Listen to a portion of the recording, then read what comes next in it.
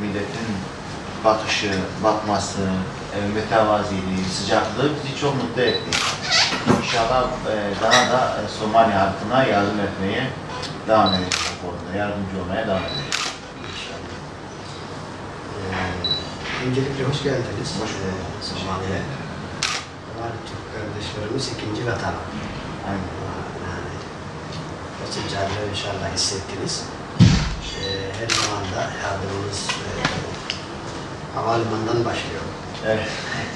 İlk indiğimde zaten orada Türkiye yönettiği bir havalimanı görüyorsunuz. İçin teşekkür ediyorum. Yani ağaç veren Türk kardeşlerimize de teşekkür ediyorum. Müşahede var, bazı bölgeleri de var. Aslında keşke Mogadishu'ya bu kadar ihtiyacı olan insanlara gelmeseydi, kendi bölgelerinde elimizi uzatıp orada yardımcı olsaydık diye her zaman düşünüyoruz. İnşallah başka bölgelerde gezmiş olursanız tekrar geldiğinizde İnşallah.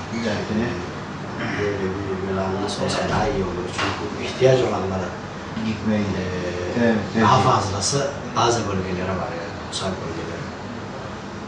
O bölgelere ulaşırsa gelmeyeceklerdi. Yani orada yardımcı olursak öyle bir durumlara inşallah siz de yetimleri olarak Somali'de sık sık gelirsiniz inşallah. İnşallah. Size. Somali'nin daha yani kalkınması için özel ne yapabiliriz? Evet, Somali'de neler yapılabilir? Gerçekten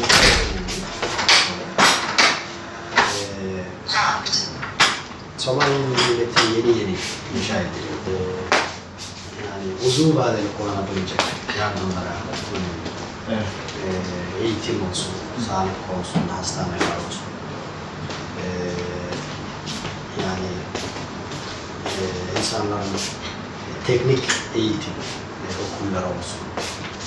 O da uzun vadeli kullanabilecek şeyler var. Yani bizim bir okul yapılırsa ya da bir hastane yapılırsa ya da bir yani insanların elinde yapabilecek teknik bazı konularında yapılırsa sizin de gerçekten yaptığınız teşekkürüz ve yapmayı devam etmesini arzu ederiz.